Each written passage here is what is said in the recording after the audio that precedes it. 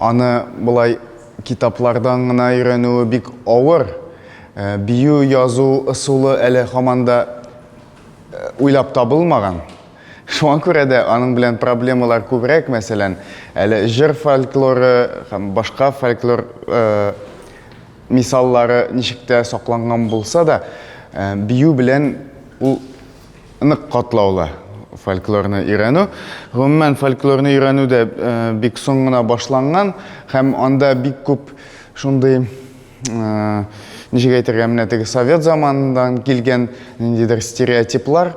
Мәсәлән, менә мин укыдым дип әйтмим, алдаламыйм сезне, укымадым, актарып чыктым бу китапны. 100 татарских фольклорных танцев, Гай Тагиров аның авторы.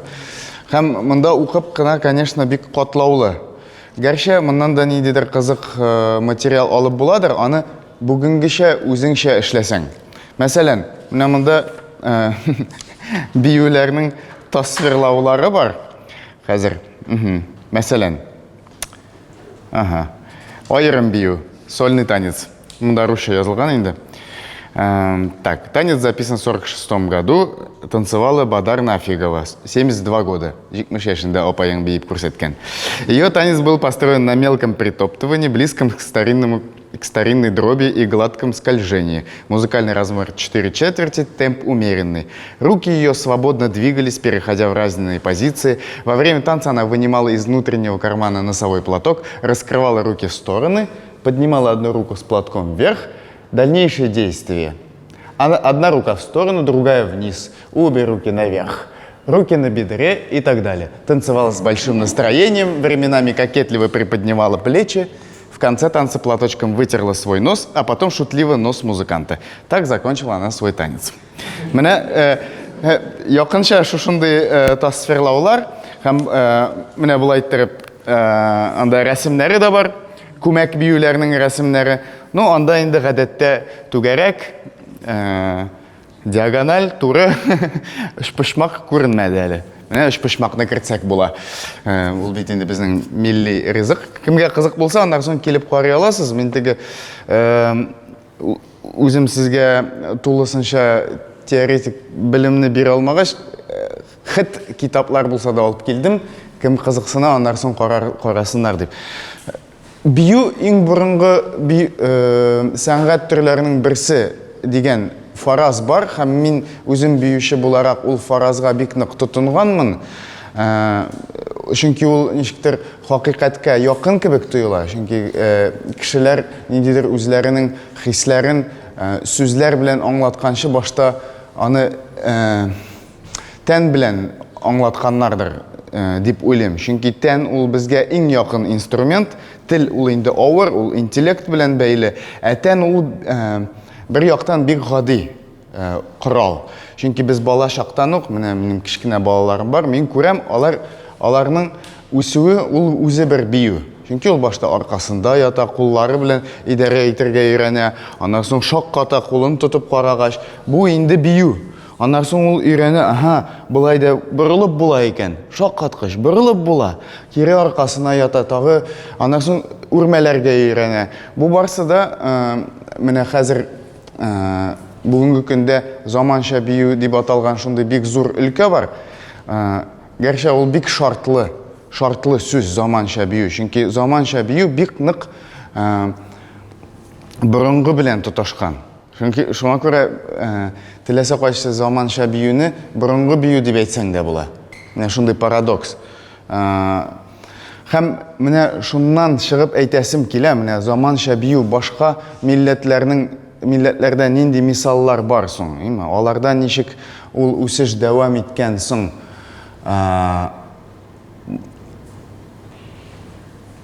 20-нче гасыр башыннан башлап шундый тенденция башлана Европада. Алар киресенчә борынгыга, кирегә кайтып карый башлыйлар. Нәрсә соң ул театр дигән сорау туа? Нәрсә соң ул бию? Шуңа күрә алар аны бу сорауларга җавапны борынгыдан эзләргә булалар. Һәм инде Европада фольклор белән тагы да зуррак проблемалар күрәсең. Шуңа күрә бөтен хореографлар, режиссерлар китәләр башка илләргә, әле ниндидер фольклор сакланган илләргә. Кемдер китә Һиндстанга, кемдер китә Африкага, кемдер китә Америка индейцлары янына. Антонин Арто китә индейцлар янына, уланда Тараумара дип аталган бер кабилә янына бара. Махсус аларда бүгенге көнгә хәтле сакланган бер шундый ритуал бар. Пиотель дигән шундый кактус үсә, аның галлюциногенный эффекты бар, һәм ул махсус шундый бер ритуал. Бездәге шикелле, Сабантуй шикелле, алар елга бер җыела бөтен кабиләләр, һәм елга бер рөхсәт ителә ул пиотельне эчәргә. Шаман ел дәверендә аны берничә тапкыр кабул итә ала. Ну, шаманның шундый привилегиялары бар. Ә гади кеше елга бер генә, һәм ул аңа бер еллык энергия бирә. Ул ритуал вакытында кеше үзенең иң курыккан әйберсе белән очраша, үлем белән очраша. Аның күз алдына килә аның бабалары, үткән тормышлары, һәм башкалар. Ул анда шул рухлар, арвахлар белән сөйләшеп, үзенең ниндидер эчке проблемаларын хәл итә. Һәм бу барсы да бию, җыр һәм шул үсемлек белән бәйле. Һәм шуны карар өчен, чөнки шуннан барлыкка килгән театр, һәм театр белән бию бик озак, меңләгән еллар аны кешенең аңы аермаган, театр белән бию дигән ике төшенчәне. Ул бик соңгы вакытта гына никтер аерыла башлаган. Менә тагы шул нисбәттән кемгә кызык булса, бар шундый монументальное исследование, словарь театральной антропологии дигән китабы да бар аның. Аның авторы Евгения Барба, авторларының берсе. Алар җыялар шундый 5 еллык проект, театраль һәм бию проекты. Алар махсус үзләренең труппасына җыялар Һиндстан кешесен, Бали кешесен, Япон кешесен, Кытай кешесен, африканецны җыялар. Һәм төрле милләтләрдән кешеләрне җыеп, ниндидер бер уртак принципны табарга телиләр. Теге атомны эзләгән кебек фән. Сәнгатьтә ничек менә без соңгы елларда пешрандык, психология теге бу дөрес кирип китмәдек. Хәзерге театр инде йогынты ясамый кешегә, кеше кирәк булганга гына килә, фотога төшәр өчен яки кешеләр белән аралашыр өчен. Театр үзенең энергиясын югалтты. Кайдан аны табарга? Борынгыдан табыр өчен ниндидер уртаклыклар эзли башлыйлар. Мәсәлән, монда бик бай иллюстрациялар. Менә монда Бали биючесе, менә монда Европадагы жонглер, бу Һиндстан биючесе, бу Япон, тагы башка милләтләр һәм Европа балеты. Һәм алар уртаклыклар эзли башлыйлар. Нәрсә дә соң уртаклык. Һәм кызык кына ачышларга тап булалар. Бу миңа калса, менә бүгенге очрашуга моны тартып китерсәк, бу татар биюнең, гомумән биюнең үсешенең бер юнәлеше. Ягъни менә ничектер милләттән үстен чыгарга, диннән үстен чыгарга, калдырырга иң базовый әйберне тән. Ул африканецныкы да ике кул, ике аяк, теге норманы алсак инде. Кытайның да шулай. Бүтән без менә шул моментта, тән моментында без уртак, без бердәм, бүтән кешелек. Менә шул кешелек бәлки шул пластка чумырга кирәктер безгә дигән фикерләр бар миндә. Менә ничектер шушы эшләр белән танышкач. Кемгә кызык булса, аннан соң карый аласыз. Бу менә бер юнәлеш дип уйлыйм мин. Ничектер тирәнгә чуму, үзеңнең тамырларыңа таба чуму, үзеңнең тәнеңә чуму. Чөнки анда барыбер комбинациялар шикләнгән. Бар безнең өс, урта, ас. Калганнары инде аның ничек әйтергә нюанслар. Бар монда, шикләнгән. Менә мәсәлән, мин күптән түгел генә булып кайттым Испаниядә бер мастер-класста. Аның безнең остазыбыз үзе Мозамбикта туган, Африка кешесе, хәзер Берлинда яши, бүтән дөнья буйлап сәяхәт итә, һәм аның үзенең юнәлеше бар. Ул depth movement дип атала, тирән хәрәкәт. Ягъни ул менә мәсәлән 4 сәгать бара шөгыльләнү. Шул 4 сәгать эчендә син бик тиз рәвештә хәрәкәтләнергә тиеш. Анда тәнәфес тә ясатмый ул махсус. Һәм бер вакыт синең баш миең инде уйларга баш тарта башлый. Уйлаудан баш тарта башлый. Һәм тән үзе хәрәкәт итә башлый. Һәм безнең төркемдә анда 30-га якын кеше бар иде, төрле милләттән.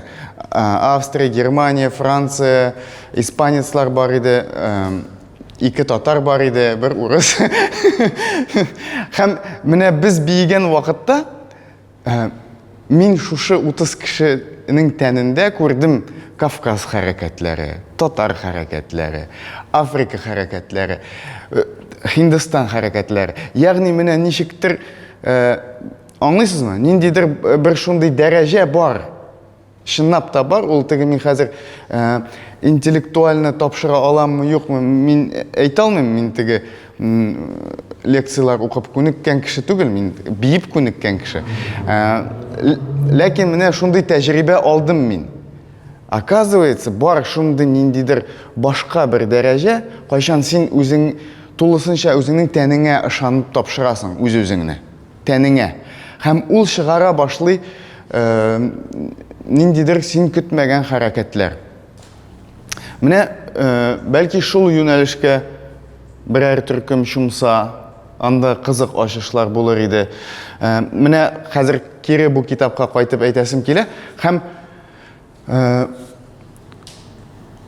менә проблема нәрсәдә? Әйдәгез, әзрәк видеода карыйк. Минемчә, бу бик шундый субъектив фикерләр, шуңа күрә субъектив фикер итеп кабул итегез. Теге мин ниндидер мотлак хакыйкатькә хәзер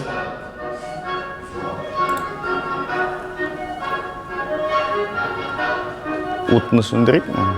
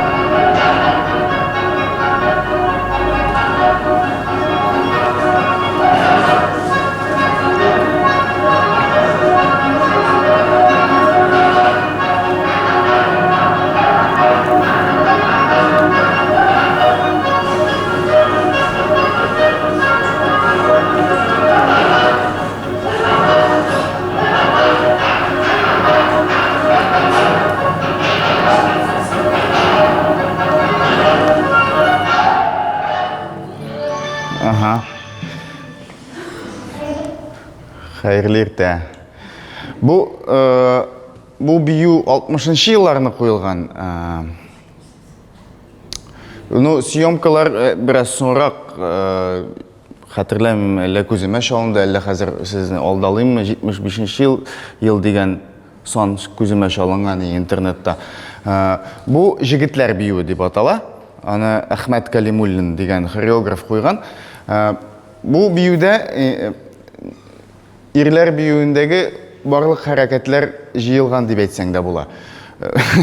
Бәлки мин ялгышамдыр, мин теге фольклорчы түгел, бәлки ул күпкә байрактыр, нишләптер, менә миңа шулай тоела, чөнки менә безнең җыр һәм бию ансамбленең репертуарын караганда, бу биюдә булмаган хәрәкәтләрне мин әле күргәнем юк. Монда бу әле яхшы мисал. Чөнки бу борынгырак вакытта монда академизм ул хәтле күп түгел. Гәрчә аркалары инде төз, күрәсезме? Миңа калса бу ничектер безне хакыйкатьтән ераккарак алып китә. Кебек тоела миңа. Менә ул академизм. Чөнки менә ул биюләр, ансамбльләр барлыкка килгән вакытта ул юнәлеш бик популяр була. Бик күп кешеләр инде Игорь Моисеевның укучылары, теге турыдан-туры укучылары булмаса да, теге мәгънәви укучылары. Игорь Моисеев ул менә шундый теге бүгенгечә әйтсәк трендсеттер, трендмейкер булган инде. Гәрчә ул аның белеме ул балет хореографы. Классический балет қойырға үйренілген кіші, аннан соң аның Большой театр белән проблемалар шығып, ул мәҗбүр була. Ул просто мәҗбүр була халык биюләрен өйрәнергә. И сез беләсездер инде ул дөнья күләм мәшһүр Игорь Моисеев ансамбле. Мин аны яшь чакта бик нык яратадыр. Хәзер минем әзрәк зауык үзгәрде. Мин анда теге шатнап яткан академизм күрәм. Аның халык биюләрендә, анда халык биюләренең проценты бик аз. Ул инде сәхнәгә менгән һәм балет кешесе аны бик нык чистарткан. Анда да матурлык бар, аның да үз матурлыгы бар. Мәсәлән, Игорь Моисеевның шундый фаҗигасы була тормышында. Ул инде көчле ансамбль туплагач, алар китәләр Америкага гастрольгә. Гастрольгә киткәч, аның бүтән труппасы диярлек шунда кала. Ул бер үзе кире кайта. Яңадан төзи башлый. Бу бер нәрсә дигән сүз. Алар бик академичны, алар бүтәнесе Бродвейда аннан соң эшлиләр. Монда халык биюләре биегән, анда рус халык биюе, калмык халык биюе, аның репертуарында СССРдагы бүтән халыкларның биюләре, СССРдагы түгел, анда Аргентина халык биюе дә бар. Ну, алар шул хәтле теге әзер булалар. Алар теге Бродвейдагы теге джаз модернга бик камил кирип урнашалар. Үзләренә яхшы эш табалар, күрәсең инде калмаслар иде. Бу нәрсә дигән сүз. Бу без күз алдында тоткан, менә бу бию һәм гомумән Игорь Моисеев һәм шул рус биюе дә аның менә шундый академический присядкалары белән бу икенче позиция, бу балеттан килгән. Икенче позиция просто кулларны булай һәм бездә дә, бу беренче позицияны монда кушакка куйган да, вот һәм менә шулай итеп караганда минем күңелемдә менә бүгенге көндәге без күреп күнеккән халык биюләрендә һәм бигрәк тә татар биюенә шик уяна. Шулай бийде микән минем бабамның бабасы? Шулай бийде микән минем бабам? Бабамның бабасының бабасының бабасының бабасының бабасының бабасының бабасының бабасының бабасының бабасының бабасы ничек бийде икән? Ну, мин күргән аны өйрәнеп булмый. Аны берничек тә без хәзер әйтә алмыйбыз. Ничек анда беренче төрки калганлыкта биегәннәрен без инде хәзер бәлки менә бу юнәлеш белән генә без аны фантазия аша гына таба алабыздыр, бәлки. Ләкин моны да мин инкар итәргә үндәмим, бер нәрсәне дә инкар итәргә кирәкми, булсын, бу бер юнәлеш булып торсын. Ул инде как бы госансамбль җитәкчеләре үзләре дә әйтәләр, без үзебезне фольклорчы дип санабыз. Без фольклор ансамбле түгел. Без академический ансамбль. Кая соң безнең алайса фольклор ансамбле? Безнең фольклор ансамбль юк та шикелле. Чөнки бүтәнесе шул академизмга тартыла. Чөнки шул совет заманынан калган шундый тенденция ул бик көчле. Башкасы юк дәрәҗәсендә.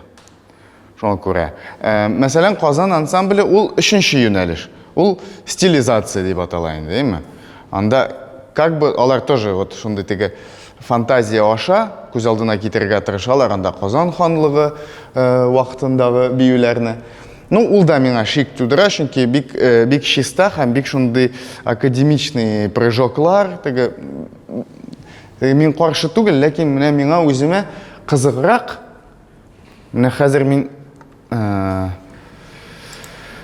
ну менә чагыштырмаша, 75-нче ел булсын, һәм шул ук ансамбль, башка кешеләр инде. Монда инде тагы да академичныйрак. Бу инде как бы Бродвей. Менә башка музыка куйсак, бер джаз. Теге туры аяклар, да?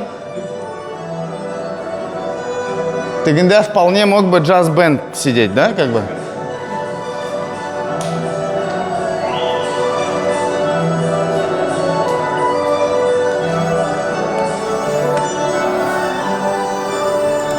То есть, менә бу якка таба тенденция инде 75-нче елда ук сизелә. Бүгенге көндә инде ул күн кебек ашык.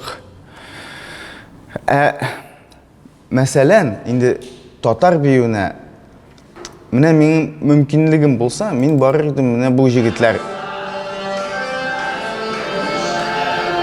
Менә булар янына хәзер. Хәзер аңладым. Ну, булар да әзрәк теге. Ну, ансамбльча кием тиктергәннәр, ну барыбер алар хәзер.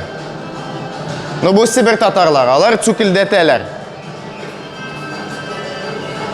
Цукилдәтеп бийләр.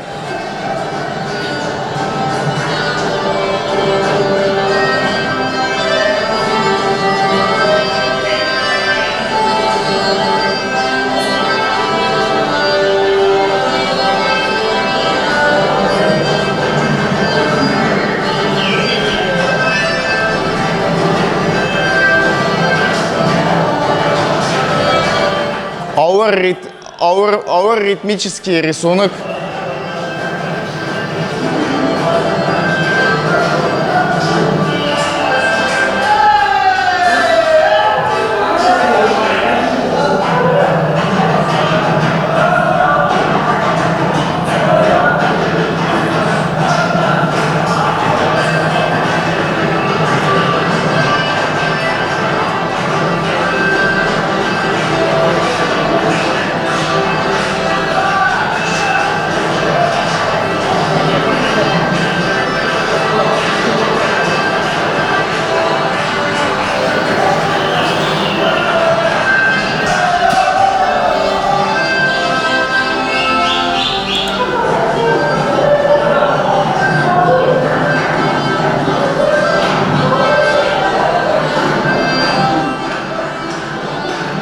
Ну, кем кызыксына интернетта тауып була, Сибир татарлары бию. Ну, просто минем өчен менә минем зауыкка бу якынрак. Монда әле ниндидер энергия бар. Тегесендә дә энергия бар. Ну, шундый теге чиста, пөхтә, тәти, көяз, тагы нинди синонимнар бар. Купшы, спай. Ого, нинди сүзләр чыга башлады. Вот. Ну, ул юнәлештә булырга мөмкин. Барыбер. Мәсәлән, Казан җыр һәм бию ансамблендә бүгенге көнгә хәтле бар номер Гости Казани, Казан кунаклары дигән. Анда бар Крашин биюе, Сибир татар биюе, Әчтерхан татар биюе, Кырым татар биюе, Оренбург татар биюе. Калмыцкий, ну, калмыклар алар аерым, әйе. Бу теге татарның теге субэтнослары биюләрен җыйган бер бию бар. Менә ул юнәлеш белән бәлки китсә җыр һәм бию ансамбле кызыграк булыр иде миңа калса. Ул, ну, теге инде бик тупас кына әйткәндә, шундый университет булса, һәрбер ул университетта бар Сибир татары бию факультеты, әйтикәндә Казан татары бию факультеты. Шундый факультетлар бар, һәм бар бер факультет, кайда бүтән шул биюләрнең уңай якларын туплаган ниндидер шундый гомум факультет булса, шундый исследовательский, бәлки менә андый да кызык булыр иде. Бу инде теге фольклор юлы. Барып, өйрәнеп, алып кайтып, ул бабайларны, дәдәйләрне алып килеп, алардан өйрәнеп, гәрчә аның өчен аерым өйрәтелгән биючеләр кирәк. Чөнки менә безнең ансамбльдә эшли торган биючеләр, алар бит инде шул академическийга өйрәнгән. Һәм миңа ансамбль биючеләре үзләре сөйләгәне бар, менә Ярмәк биюе дигән бию бар бит инде. Ярмәк авылы, ул Самара өлкәсеме? Белмим, бәлки хәзер алдалыймдыр.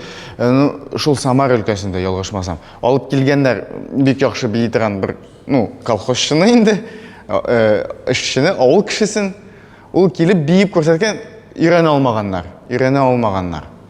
Чөнки ул теге педагог түгел, һәм аның теге методикасы юк, бик яхшы үзе бии, ләкин аны кабатлау мөмкин түгел диярлек. Чөнки минем биюченең аңы, сознаниясы бер калыпка кергән, бу калыпка кермәгән. Бу шын халык биюе алып килгән ул абый.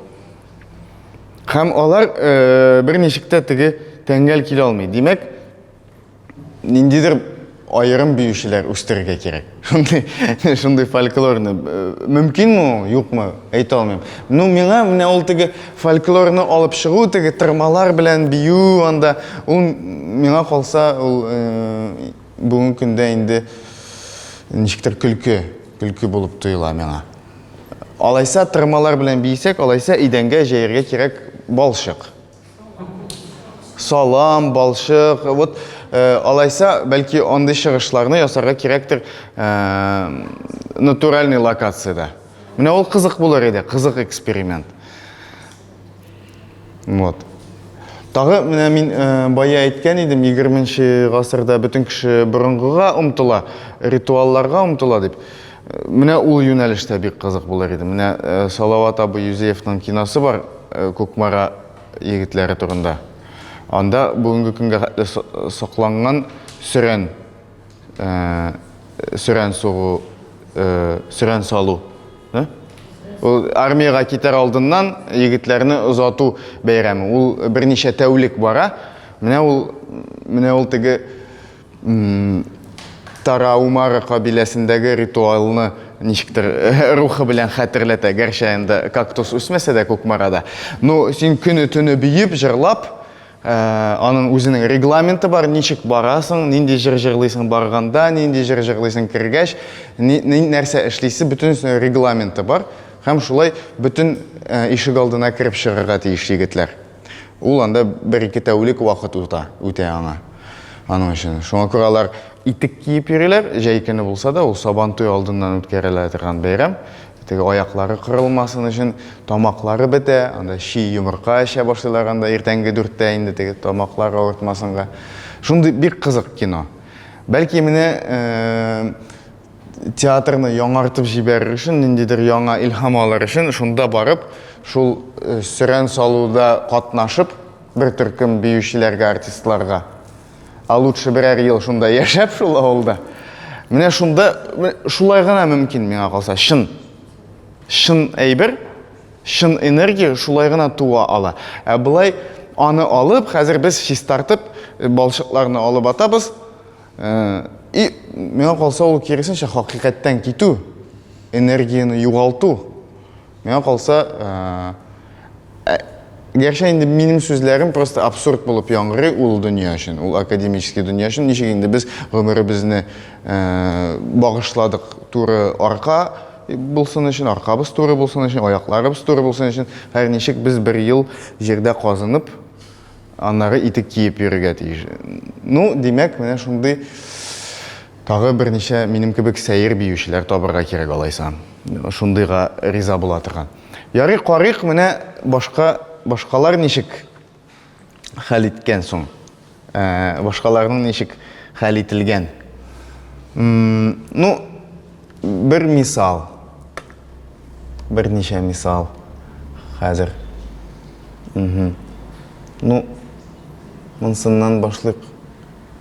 Менә, мәсәлән, Япониядә 50-нче елларда барлыкка килә шундый авангард юнәлеш Буто дигән. Ул да үз эченә театрны да ала, биюне дә ала. Аны төгәл генә әйтеп булмый. Ул бию стиле дип әйтсәң, ул дөрес булмас. Театр гына дисәң, дөрес. Ул барсы бергә. Бию дә, театр да һәм милләтнең ішінде борчып яткан энергиясы, ішіндәге аның фаҗигасы. Һәм ул ничек барлыкка килә? Ул барлыкка килә 2 агым кушылганнан. Бер агым аларның инде борынгыдан килгән но театры бар. Бик регламентированный, анда инде 1000 еллар буе бер үк хәрәкәт эшлиләр. Бер үк хәрәкәт, аны 25 ел әзерлиләр артистларны. Бер хәрәкәтне ул 25 ел эшли, аннан соң чыгып шуны тагы эшли. Менә ул но традициясе белән Европадагы, ну, contemporary дип әйтәбез инде, заманча бию. Бер төркем япон биючеләре барып, шул заманча биюне өйрәнгәч, без нәрсә эшли алабыз соң японча дип уйлыйлар. Менә алар ул яктан теге, бәлки аларның мисалы безгә якындыр, чөнки аларда да шундый теге милли үзаң көчле. Һәм менә шул 2 агымны кушып карыйлар. Но традициялары белән 1000 еллап сакланып килгән традицияларны бузу, беләсезме нәрсә ул? Әле мондагы 100 еллык традицияны бузганга да анда безнең башыбызны чабырга әзер кайбер тәнкыйтьчеләр. Ә анда 1000 еллыкны алар просто кайбер тасвирлауда шулай дип язылган. Бу то ул издевательство над традициями, но. Ну, кемдер шулай хаман. Әйдәгез карап карыйк.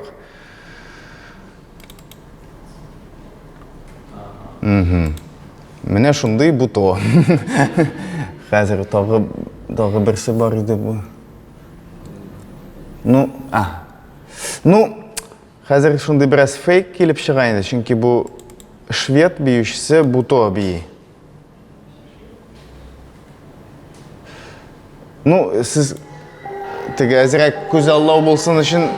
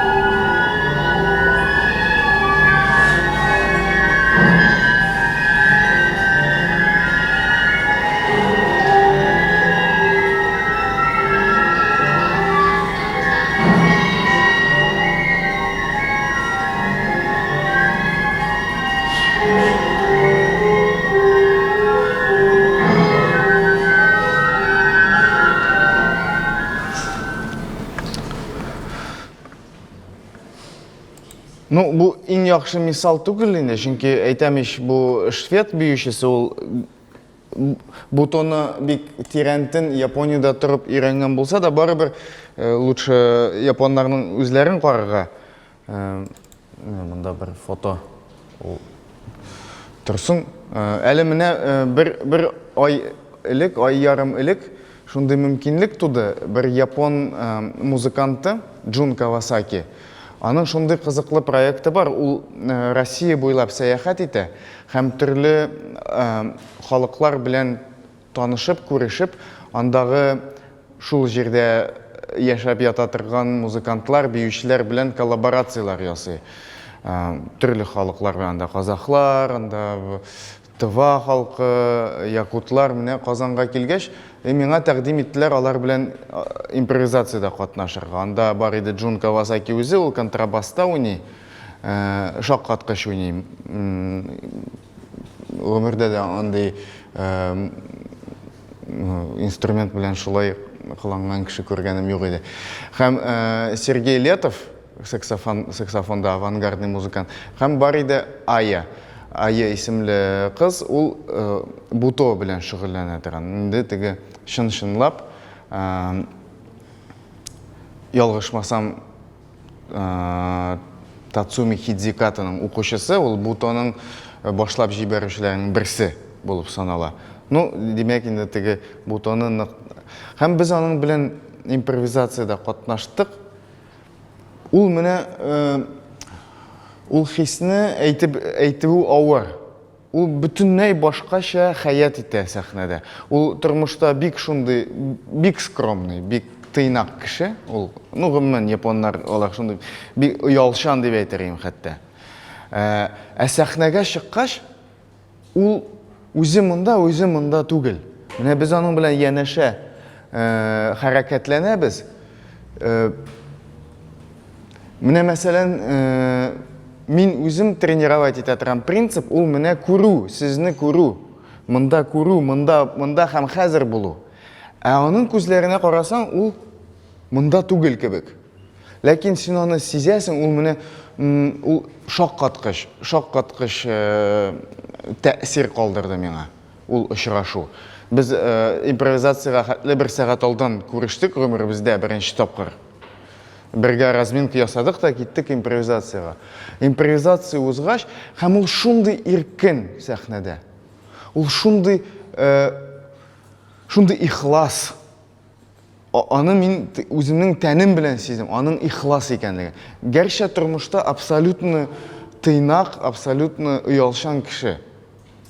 Һәм аннан соң импровизация биткәч, ул яңадан үз халәтенә кайтты, һәм мин аңа берничә сорау бирергә булдым. Ну, инде мөмкин форсаттан файдаланып, мөмкинлектән. Менә күз белән ничек эшлисез сез? Сез ничек карыйсыз?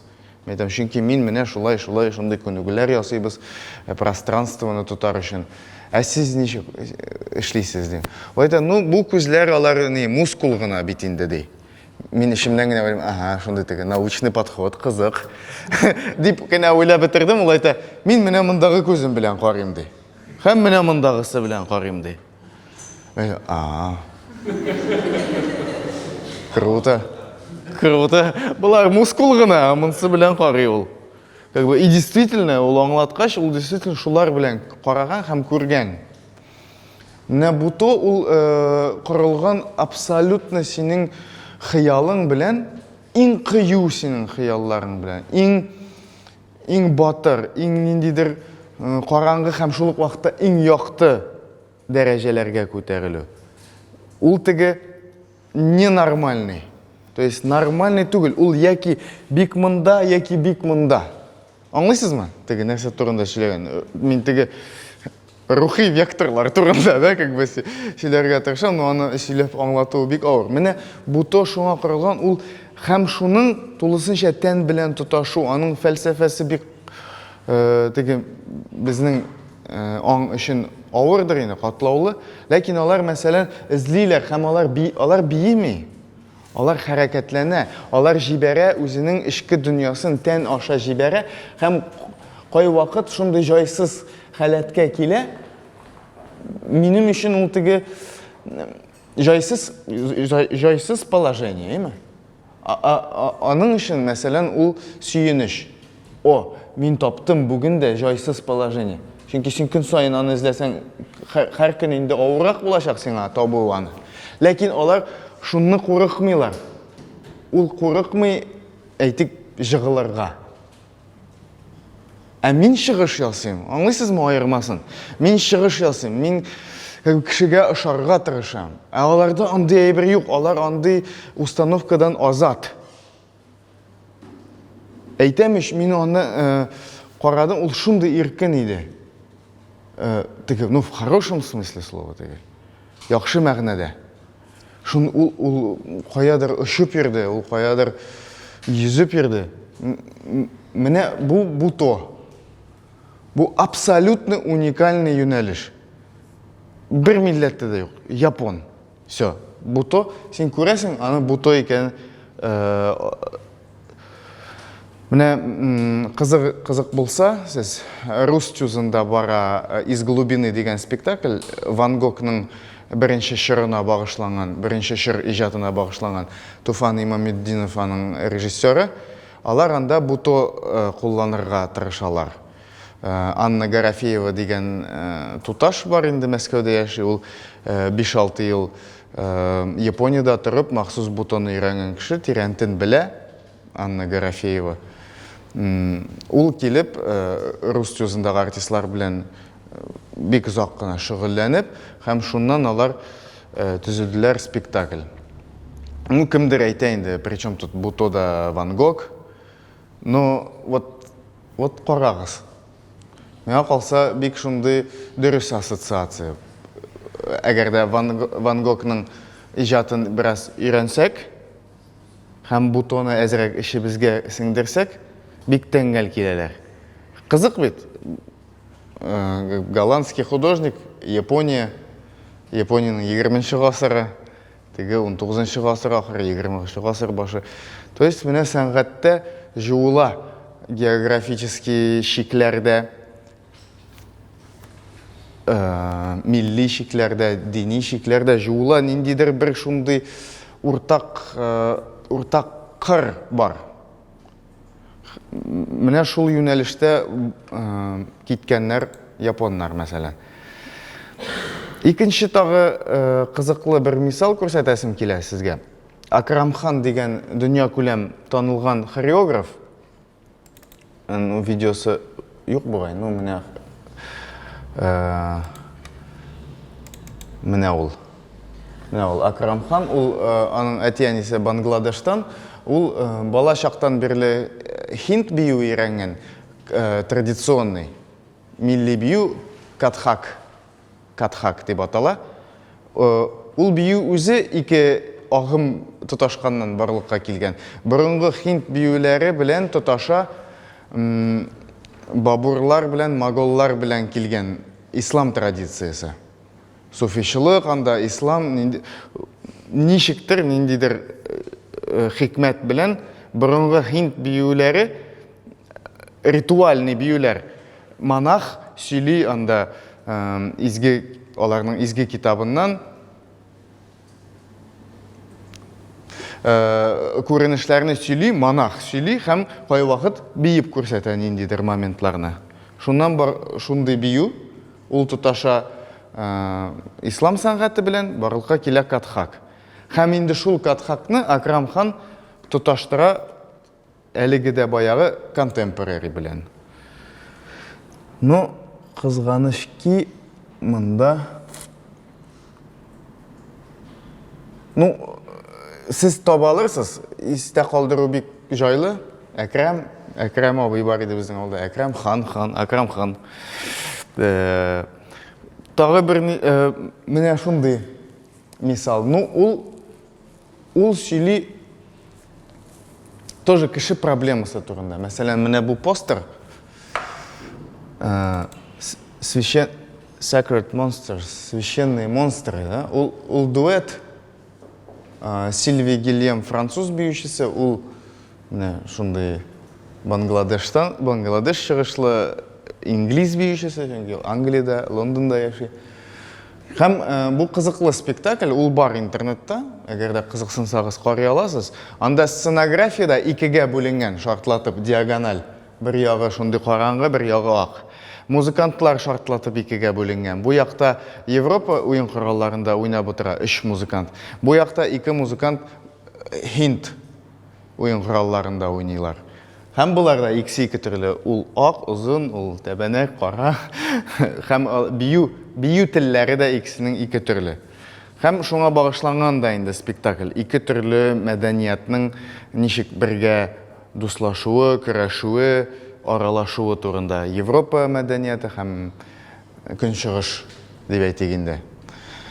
То есть ул как бы нидер шундай глобаль темала, әлеге дә баягы. Мин нәрсәгә тартырга тырышам, бәлки менә шул безнең хәрәкәтләрне кулланып, шул рисункларны кулланып, ниндидер инде глобаль темага сөйләп караргадыр, име? Ниндидер кешелеккә кагылган, татарга түгел,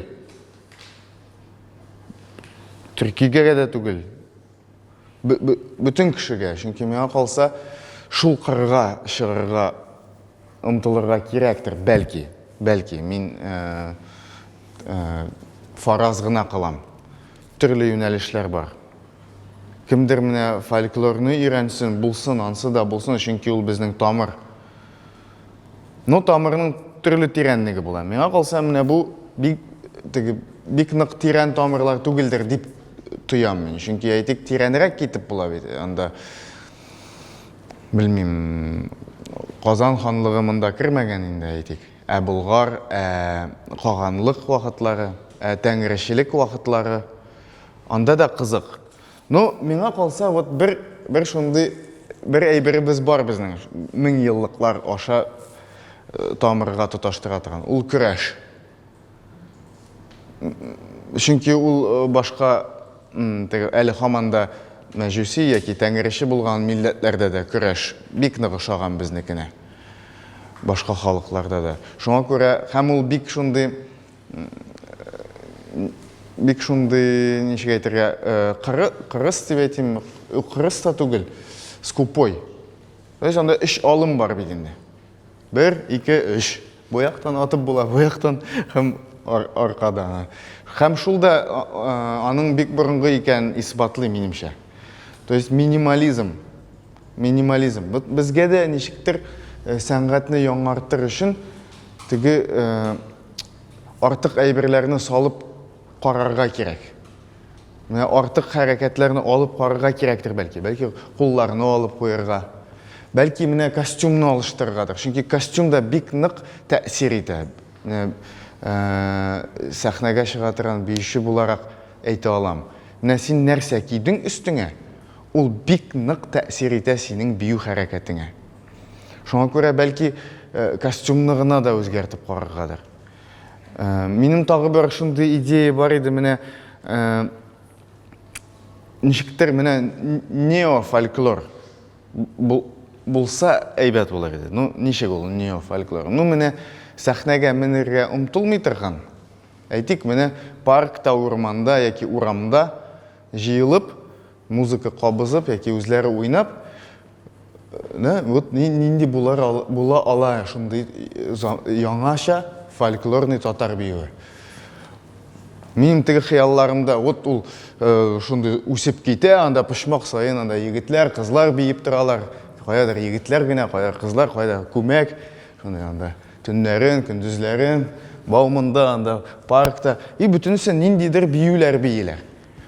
И ул шундый хәле үсеп китә ди. Шул хәле бүтән кеше бии башлый, анда теге офистан кайтышты биеп килем әле дип, анасын анда белмим. Теге биюче булмаган кешеләр дә шундый мавыгып китә ди. Һәм хәрәкәт үсә башлый. Чөнки бит биюнең аның бит үз дәрте бар. Сиңа үзеңне күрсәтергә кирәк. Бигрәк та урамда, име? Игътибарлы булырга кирәк. Аның хәрәкәтен алдың, әзрәк моннан үзеңнекен өстәдең. Һәм шулай менә шундый Казан барлыкка килсә иде дип уйлыйм мин. Менә ул кайный башласа, шул очракта инде ул сәхнәгә дә нык тәэсир итәчәк. Хәзер безнең сәхнә аерым фольклор белмим бармы, юкмы. Ну, бәлки каядыр авылларда бардыр инде, но белмим, менә мин аны теге тоймыйм һәр хәлдә үзем. Теге бәлки шәһәр баласы булганга да. Менә булай пошмак сайын биеп тора башласалар, аны без бүтүнебез тойыр идек. Һәм ул менә агач тамырыннан сут бирә бит, менә хәзер кайын суты китә башлачак. Ул шундый сут бирер иде. Яңа көч, яңа энергия бирер иде. Бәлки уже аннан соң теге академический биючеләр дә каралый, нишләп без һаман катып йөрибез соң, менә булай да бии булып. Шулай дип уйлайлар. Әлегә, ну, шундый һәр вакыт, маятник кебек. тәсир ите. Менә Салават абыйның ул киносын мин бик теләп бардым анда, бик дулкынланып бардым. Чөнки теге үзем ритуал эзләп йөрим, нинди ритуаллар калган икән дип, бездә борынгы исламга кадәр ритуаллар, нәрсәләр бар икән дип. Шуңа күрә бик дулкынланып бардым. Һәм миңа бик зур дәрт, көч бирде ул кино.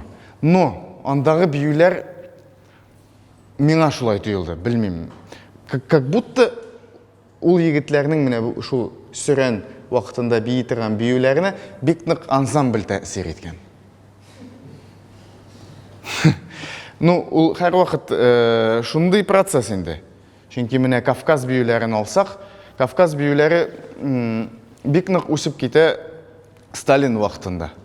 Ну, нигә икән аңлашыла инде ул теге үзе шул яктан булгач, алар бик нык үсә, бөтен хореографларның көчләре шунда ташлана, анда тупланалар, алар бер хәрәкәтне алып, аны үстерәләр, киметәләр, тагы булай карыйлар, тегеле шулай барлыкка килгән ансамбльләр, һәм ул ансамбльләр тәэсир иткән кешегә Кавказда анда милиционер да, анда вахтер да, бөтенесе дә бии.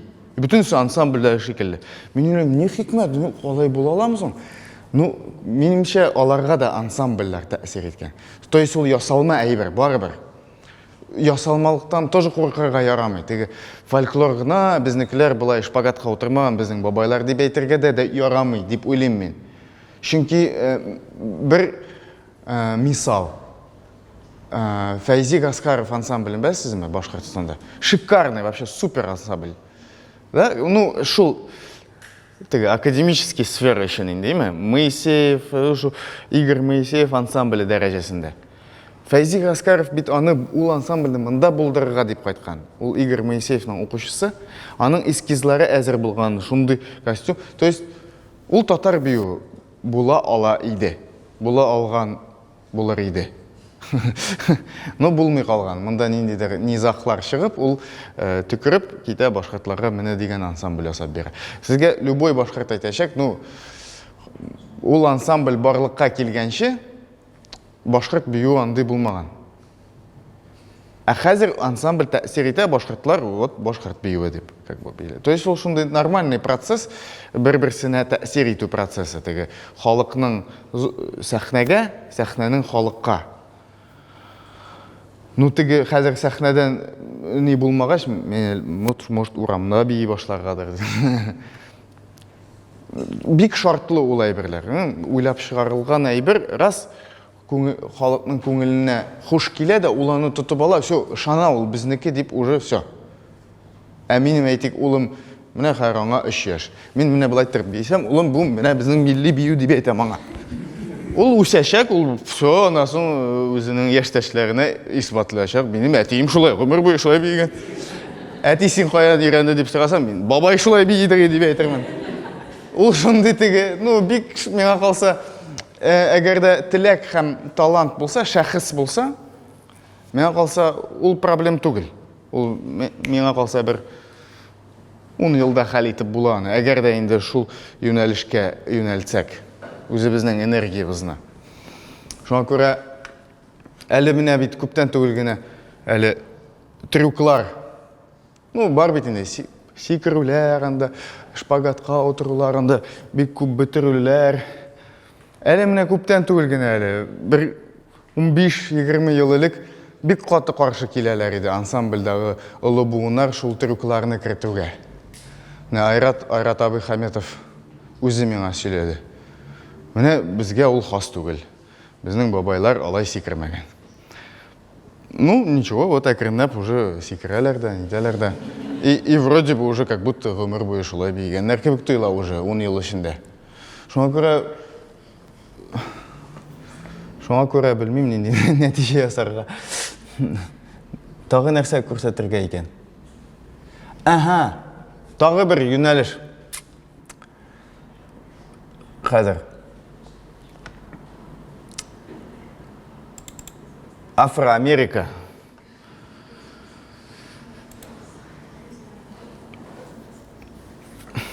Менә бу афроамериканский милли биюләр. Нәшә? Ну, без бөтенсен карамыйбыз инде.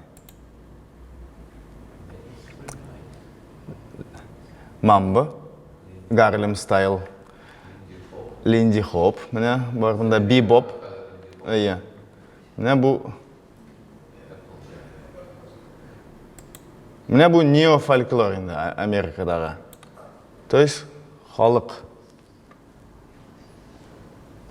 Ну, тавышы юк ахырсы моның. Да. Менә Америкалылар, алар буларны шундый җентекләп өйрәнгән, чөнки ул аларның ничек әйтергә, милли байлыгы. Мәсәлән, минем күргән бар инглизчә китап, мин кызганычки инглизчә укый алмыйм, ләкин ул китап беркайчан да русчага тәрҗемә ителмәячәк. Ну, өйрәнергә кирәктер күрәсең. Калын китап, анда 1600 елдагы биюләрдән башлап Майкл Джексонга хәтле китереп җиткерә. Һәм кайбер хәрәкәтләрнең турыдан-туры шәҗәрәсе. Шул хәрәкәт, булар бөтенесе.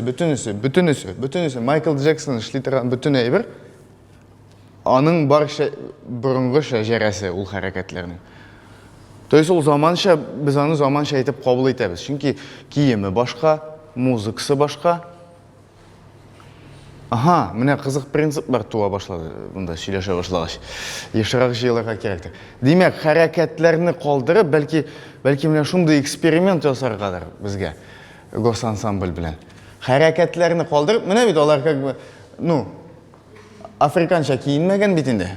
Ну, заманча киемнән как бы ритуальный биюләр бии, но яңа музыкага инде, джаз барлыкка килә. Бәлки шундый эксперимент ясаргадыр, имме? Хәрәкәтләрне калдырып булсын, бездә 5 кенә хәрәкәт. Ярар, булсын 5 кенә, шунсы да җитә. Но әйдәгез без аларны башкача биеп карыйк. Әйдәгез салып атыйк ул яшел күлмәкләрне, кушакларны салып атыйк, ул ат караучы түбәтәйләрен салып атыйк. Ул менә булай, ничек бар шулай? Менә бәлки шундый юнәлештә булырга тиештер. Теге карап карарга. Бәлки ул теге, чөнки костюм белән тоже бик шикле. Ул теге 40-нчы елларга ясалган эскизлар. Анда мәсәлән, шәһәр костюмы бик сирәк кулланыла ансамбльләрдә, гел авыл варианты гына. Шуңа күрә хәзер мин менә бу инде как бы ни? Бу клублар инде неофолк дип әйтик инде. Һәм шул ничек тәэсир итә, һәм шул неофолк нигезендә барлыкка килә балет. Элвин Эйли балеты. Алар шул афроамериканецларга багышланган спектакльләр куялар. Шулар джазда булган шәхес турында бию спектакле куялар. Чарли Паркер мәсәлән. Чарли Паркер турында 2 сәгатьлек балеты бар аның. Бер сүзсез гел биюгә генә корылган. Һәм анда кулланыла шул клубларда бии торган биюләр. Менә мәсәлән.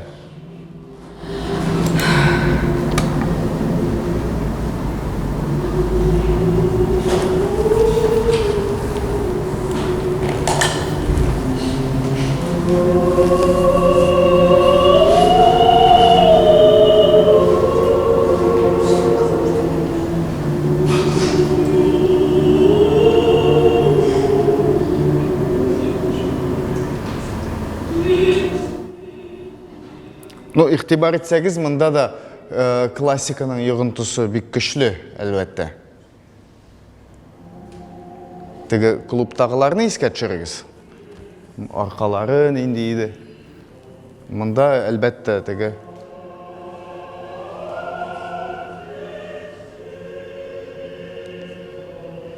Әгәр дә без ул юнәлешкә барырга уйласак, ул кызык булыр иде, чөнки ул тәңгәл килә хәзерге contemporary dance-ның принциплары белән.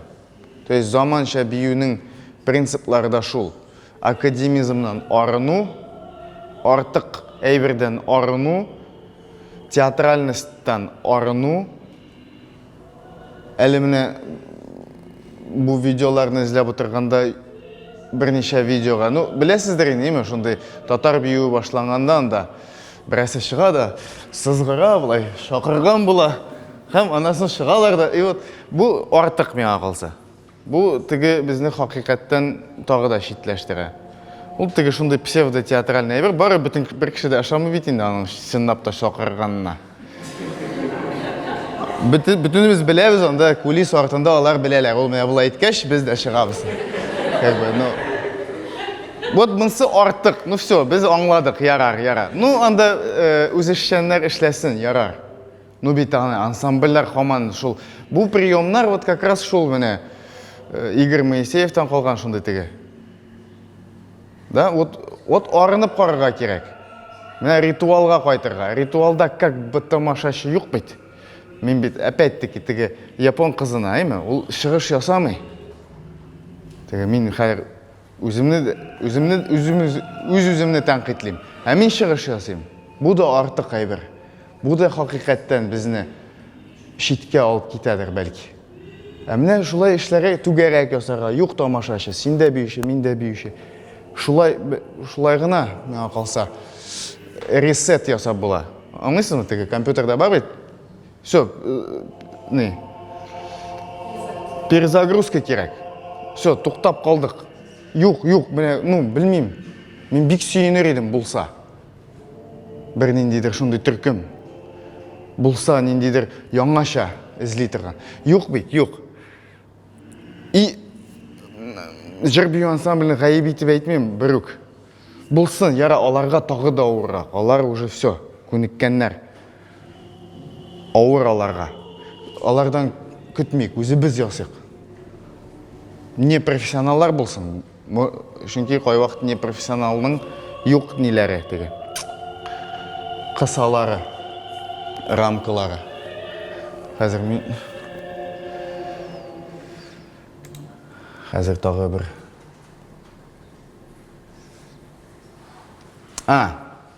Тағы яхут мисалы.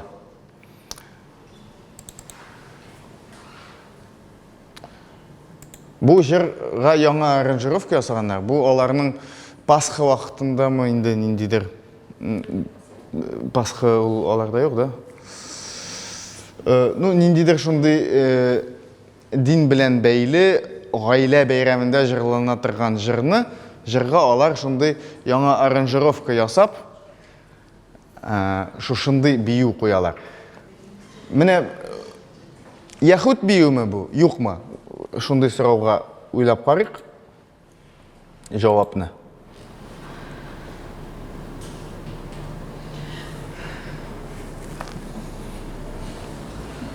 אשליית הכוח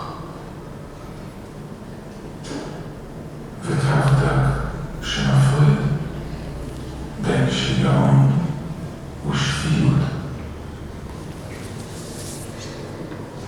הפניקה שמאחורי הצחוק ודו-קיום של עייפות ואלגנטיות.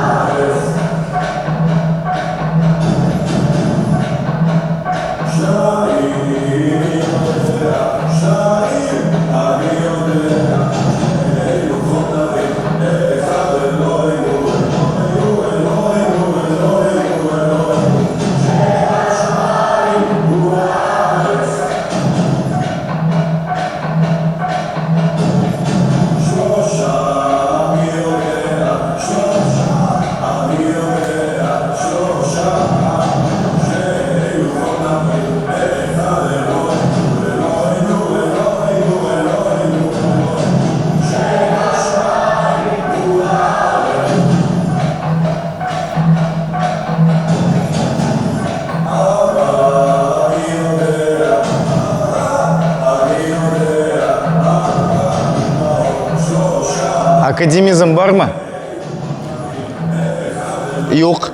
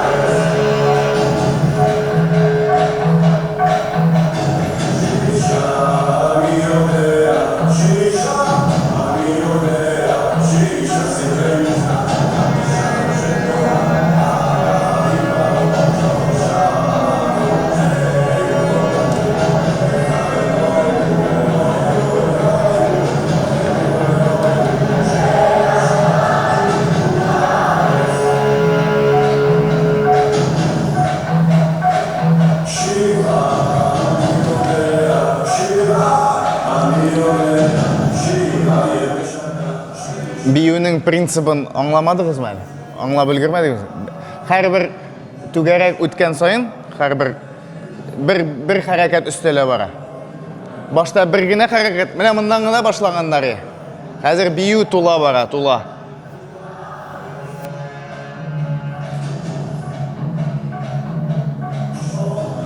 Электрогитаралар ишетәсез.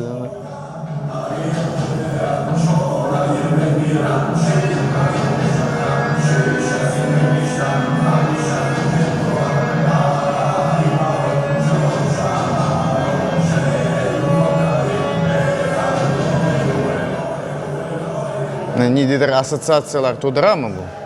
Сугыш белән бәйле.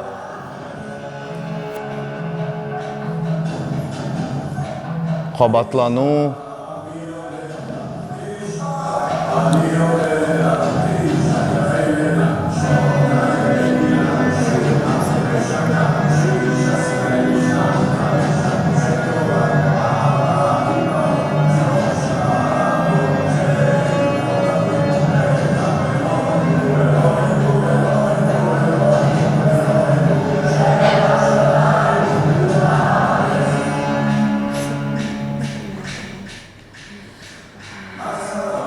То есть ауылына милли жыр, как бы, да, условно әйткәндә.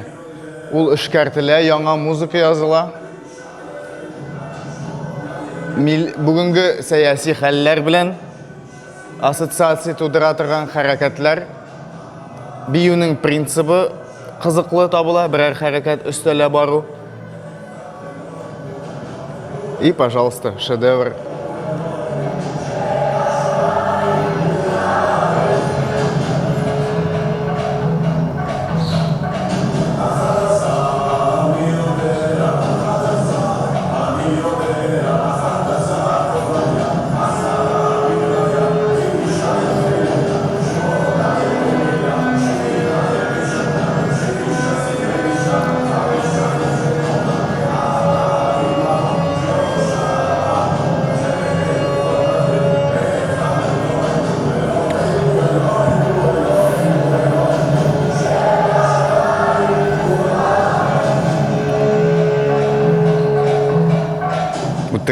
Газовый камерага алып киткәндәге киемнәрендә хәтерләтә, аяк киемнәрендә.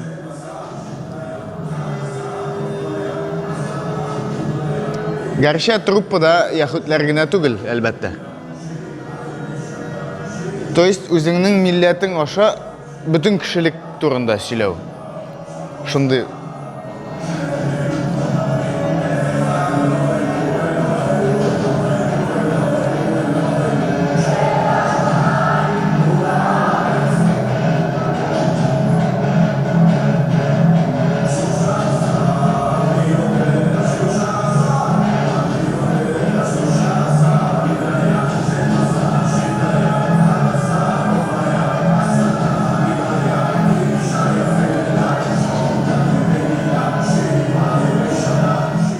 Это такой как бы условный милли костюмнары бит инде, яһүдләрнең шляпа, кара костюм. То есть как бы вот кем ничек кабул итә инде.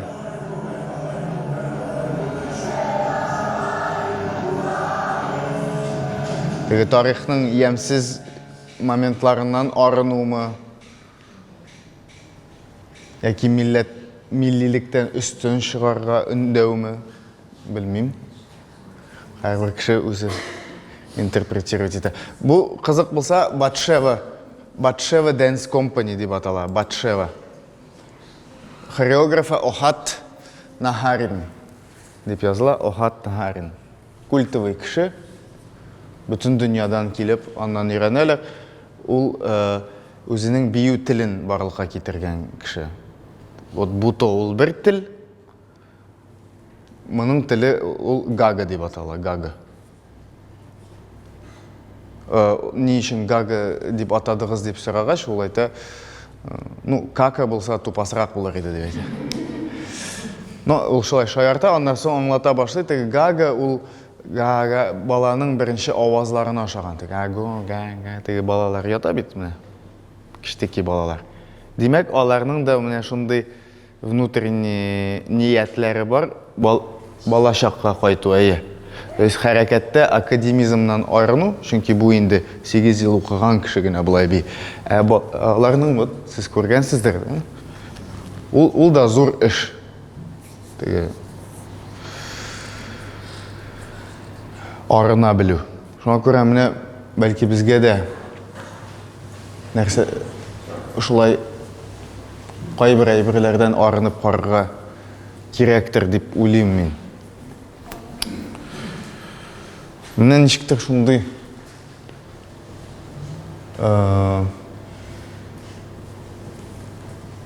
бәлки сорауларыгыз, тәкъдимнәрегез бардыр.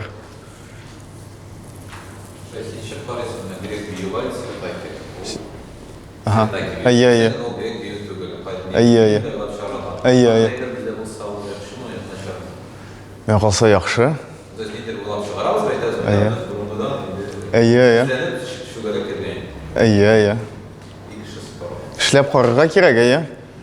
Ул бит грек халкының үзенә дә хуш килә күңеленә.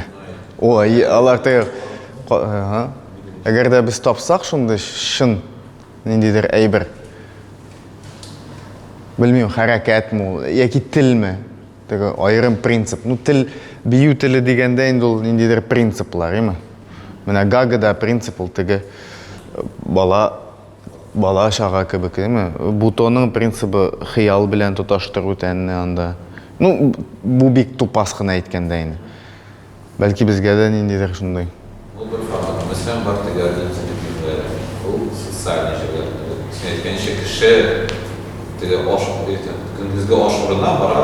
Ул һәм бие. Ул да семинтердән тора. Кешенең это было. Без дракашан яшәй алмады, шикли без башкача. Если это что такое. Ну, эшләп карарга кирәк, эшләп карарга кирәк. Модага ия түгелме? Менә, мәсәлән, Европада шулай ясалган, шулай үзебезнең итемдә биюләребез юкка чыккан, һәм заман унтылмыйбыз икән, унталга юкка чыккан. Мәсәлән, современный хәзер биюләр дигәндә, һәм шушы элементларны Европага ия түгел. Бик дөрес сорау, бик әйбәт сорау. Бик әйбәт сорау. Ну, ияргә кирәкми, дип уйлыйм мин. Ләкин өйрәнергә кирәк. Слушайте, хорошо, пожалуйста, что мода бар. Руслан безнең яктан бетергәннән соң сизсәң. Бөтен сүзләр татар сүзләре алда, бөтен эшемлекләре алда, шәйхләр алда. Әйдәгез шәйх татарча алып, утырмагыз шулай. Сез күбрәк татарлардан күбрәк алганнар, татарларда башка кешеләрдән алганнар. Ә без Европада яшәгәндә, анда бөтенләй сез телне тыңлап карагыз, француз теле мәсәлән, немец теле белән. Алар шул кадәр кисешкән. Бөтен халкы бер ясап калса да алганнар килсенчә. Бердә гәрәләнмәгән. Япониягә мәсәлән бар иде, алар ясап яшәгәннәр күбе ничек аталар. Вакуумда. Саклаганнар, инде әһәмият бар анда теге нәтиҗәдә шикелле теге традиция саклап калганнар. Әмма алар ясамаса, сез шулап та ноциядән карап торыгыз. Анда бер ни кызык юк дисәң кенде. Шиттә булган кешегә. Без булган барлык кайбер шиттән килә. Үзик бәрдә. Ну, модага биреләбез инде, менә гармун мәсәлән, миңа калса тоже модага кирип киткән бит. Шуңа күрә думбра төшеп калган, кубызлар, курайларның әһәмияте кимегән. Чөнки гармун барлыкка килгән, ул бит безнеке түгел. Хәзер инде ул безнеке кебек тоела. Ләкин шушы гармунда бар татарларның менә моны алган. Әйе. Инструмент кына алышында. Ну, инструмент алышыну, ул, миңа калса, ул уже бик зур. Һәрбер инструментның үз рухы бар аны. Менә думбра ул абсолютно башка рух. Ул менә белмим, атта чабу, ул дала, ул иркенлек. Гармун башкача. Ул инде ниндидер такой. Ишек алдында отыруmu да. Миңа калса инструмент кына түгел бу. Бу инструмент алыштыру. Думбра төшеп калганда, гармунда төшеп калган. Әйе.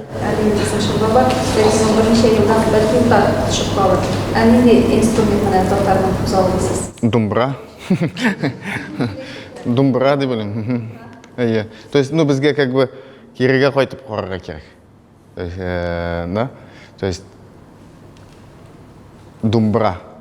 Примитивқа. Барабан, там шел синтезатор. Синтезатор, иә. Жоқ, болсын, алары да болсын. Ну, Енді барабан бітінде болған, ғұмар заманында, башыларында барабан. Иә. Ну, әлігі де баяғы, міне тігі, біз бүтініміз қиялланабыз тігі тамыр білән тұташырға бітін, тамырлар білән. Иә. Ну, юғалтмасқа қорықсаң, юғала ол, керісінше. Чүнки, көз алдына кетіргіз, оғаш, еме? Міне мұнда жир, мұнда тамырлары. Біз қазір, міне тамырлар мұнда, олар тағы да тиренірек болырға тейшбет, оғаш нағырақ болсын үшін. Міне біз, әгерде шартлығын әйткенде, гармонға ябышсақ, ол міне бұл тамырлығына сақлап қалырға тырышқан кебек. Әміне мұнда тиренірек кеткеш, ол тігі космоста бет қоя барғаны аңлашылмай, олғамы, осқамы, сен просто ұшасың. Шуңа көре, тағы да тиренірек қазы башлағаш, кішілер айтелі, йоқ, ол бізнекі түгіл дейлер. Герше, қазір бүгінгі күнде, міне әлифте, думбыра да ойнайлар, дәфте ойнайлар, горловое пение қолланалар, бізге әйтелер, бұл бізнекі түгіл, сіз нәрсе милләтіні бітіресіз дейлер. Жоқ, біз тағы да тиренірек қазырға тырышабыз. Шулғына. Не үшін қозына үшін де уақытамыз. Уақытмасақ біз қозылмасыз. Ну, Қозылсақ та ол тереңден шығалмай жатқыз. ну бәлки. Ну, міне Европаны қарасақ. Европада, мәселен, французский ансамбль песни и танцы юқ. Или, ну, испанларның бар әлінде фламенкалар, нелері, но вот французларының, ну, оларда фольклор вообще юқ дерлік. И шуңа күрә, алар күрәсің булмағанға күрә, мәжбүр өйрәнергә. Хинд, Африка, білмеймін. Бүтінісі өйрәніп, и аларда барлыққа келе contemporary.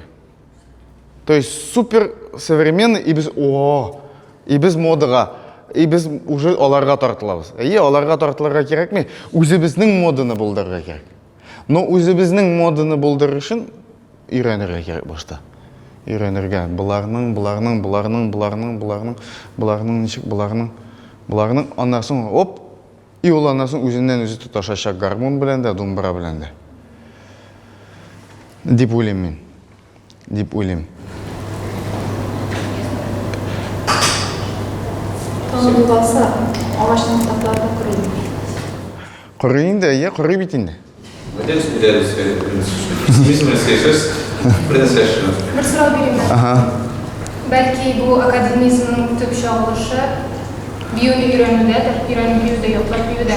Шул восьмеркаларына әзірлеп қойып, һәм абсолютный классыққа ерішір үшін бұл ясалмалықтан арыну үшін бәлки толысынша импровизацияға кірі керек. Супер идея, просто. Сен қазір вот ол модыға тартылмай, ол просто өзінің идеясын айтты, но так получилось, что ол мен прям сен тренд айттың. Вот қазір тренд импровизация, все. То есть кішілік, ну, мен ышанам, кішілік барыбір нешіктер бір-бірсіне информацияны бере, ол барыбір тігі міне яңа буын, яңарта, тігі уже все, бұлар уже как бы бізге қызық түгіл, да? И вот кішілік нешіктер барыбір бір ми кебек. Шоң көре, в принципе, біз әгерде бір зур миның нейроннары болсақ, в принципе, бір нәрсе де юғалмас, деп ойлаймын. Чүнки біз бір ми. Но әгерде біз ойлайбыз екен, біз татар, біз общий миге кірмейбіз, біздің өзіміздің ми деп кені ойласақ, тогда вот есть опасность құрыға. И даже не понять это. Как бы, вот біз міне шуны тұтауыз, и аңламайша да қаласыз. Ты как бы ақылдан язған кіші ол бет, яза барған кіші ол бет, аңламай өзіне ақылда яза барғаны. Ақылда деп ойлаймын де, yazып қараған жоқ, конечно. Может, уже язғанмындар, кім білем, может, мен вот, точно. Шуңа көре. Вот, шуңа көре нормально, я думаю. Странные нәтиже ясадым мен, конечно. 25. 25-ші, рахмат, 25-ші әлифқа келегіз. Вот біз анда как бы тоже шонды юнәлішні тұтып қарайбыз енді, хәріфлеріні бию. Да? Хәріф біздікі ме? 1000 ел біздікі болған ғарап хәріфі. Ол бізге Кирилл хәріфінен, бұл Кирилл хәріфінен яқынырақ. Теги біздің уже қуанға сіңген. Әлі міне баяда Эльза білен сөйлештік. Ғарап хәріфлері көргеш, енді ол нендедер изгі yazmalar кебек тұйыла. Анда рецепт yazылған болса да. Демек ол қоядыр сіңген, шул хәтлі терен сіңген. Демек ол уже как бы милли. И қызық болар еш оны бейіп қарыға деп ойладық та, вот бір юнәліш. Кореев театрында сағат 7-де. Біз міне шуна ұмтылдық, шуны ішләп қарадық. Һәм ул ничектер инде кешенең аңында яши дип уйлыйм, караган кешеләрнең күңелендә. Ничектер уже ниндидер бер этап тикшереп карадык. Алга таба китик. Без ничек вообще болган, вот можно сказать, на бу татар именно так виделись, Да, можно? Нет основного. Да, нет. То есть, получается, просто на традициях негізлерді можно что-то нарастить, да? Да. Супер татарский новый танец, да, ты айтасың? Да. Мен шулай деп айтам, да. Называть потом через 20 лет и скажут, как так всю жизнь танцевали. Да. Как свое воспринимать. Да. Так и произошло, мне кажется, с кавказскими, с башкирскими танцами. Так и произошло. Да. Да, правильно? Все без никогда. Без там что было там? Да.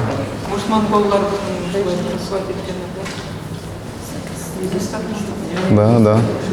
Продажа на бию, на как что надо было нищий или шикарный некст номер илхам или что имеет дело у Ирана пора нищий то же самое, например, илхам келем, что характер я сразу перевел и не процесс. Онда бар просто принциплар.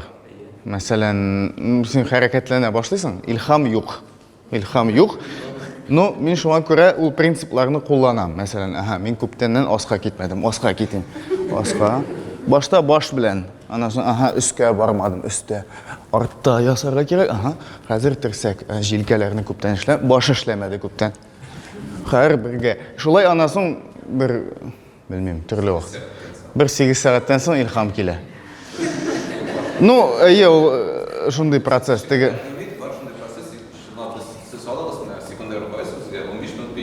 Там еще бейм, просто вапытқа. 15 минут әйбәт. Всякие музыка белән. Если үзегездән чыга, башта сез теге белгән әйбәтне эш бил. Белмәгән эш дейсез, аннары күтелмәгән. Анары туктап булмый. 15 минут, кимендә 15 минут. Музыкасыз да бейсізме? Музыкасыз да, Сулыш, мәсәлән.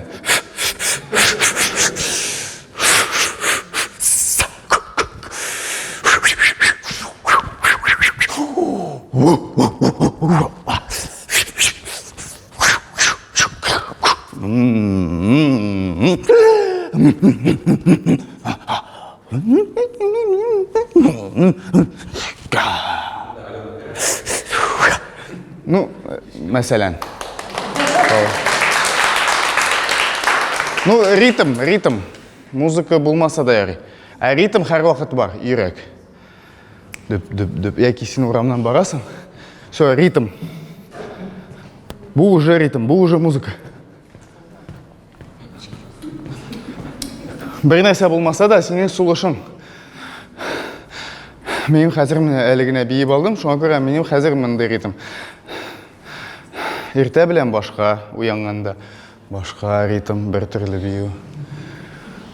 Шулай, мин менә шуны шамалый башладым. Аны бит кем? Халык биләрен кем уйлап тапкан? Кеше.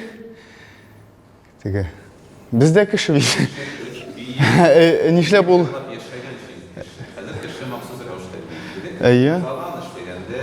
Биеген, береметкенде, қазір бере биюге. Әйе.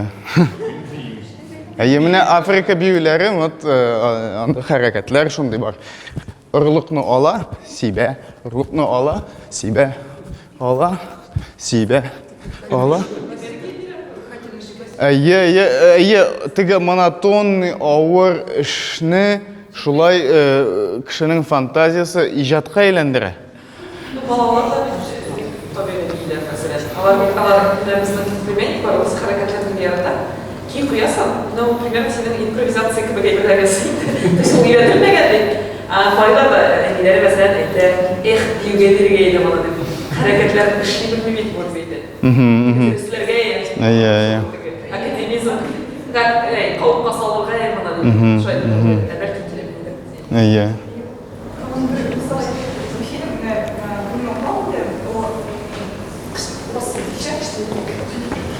Yok, ilk mektup bulgan indi bizimle Innopolis'ta da bu biraz büyüden şimdi bu spektakl değil mi? Baba böyle Innopolis'ta balalar çıktılar diye üzerine giyimlerinde sahne dibinde böyle o şimdi podium sumanında.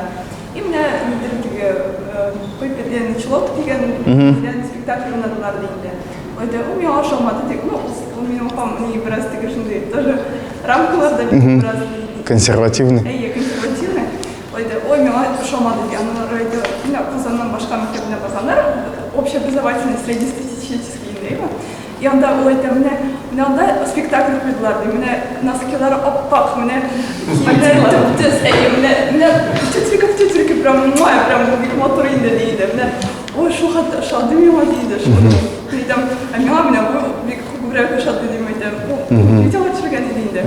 O классно, видим. Балалар özlerinde ничек хистler, ну, тиге, ничегinde свободно. Erkin. Erkin аларда тиге барбар ул балаларга тиге кидертип төтүркөн идип, анда шулай тиге үзләрен нашу яңалык шәһәр алмыйлар дип кешеләр. Син sorma. Bak Erdal sen öz balalarını büyüge öğretesin mi? Yok. Мен алардан үйренем. Ну, менә Туран без аның белән бик еш импровизировать итәдек. Бер хәлгә хәтле, бер хәл бозды аны. Ну, анда мин дә гаепледер инде. Балалар бакчасында әйтәләр, анда менә безнең балалар бакчасы арасында ярыш. Папа, мама, я там ниндидер семья инде, типа. Жырлап би, әйдәгез бүтән өмет сездә инде әйтәсез. Имеш мин Туран белән биергә тиеш, әти гармунда уйный, анда әле бабай да булырга тиеш, или әби инде. Ну бездә бабай. Әйе. Как бы, ну, нормально инде импровизировать итәдек һәрвакыт. Әти гармун ала, Туран бии, мин биим. Теләсә ничек биебез. Без татар хәрәкәтләр ясамыйбыз беркайчан да. Без белмим, ну без хәрәкәт ясабыз, без теге хәрәкәтне милләткә бүлмим теге. Вот. Монда тамашачы алдында всё, зажался и всё. И шуннан бирле уже теге ничектер шик белән карый башлады. Нишләп без импровизировать итә? Білмеймін, әлі реакция булырга да өлгермәде бит. Просто как бы юк и всё.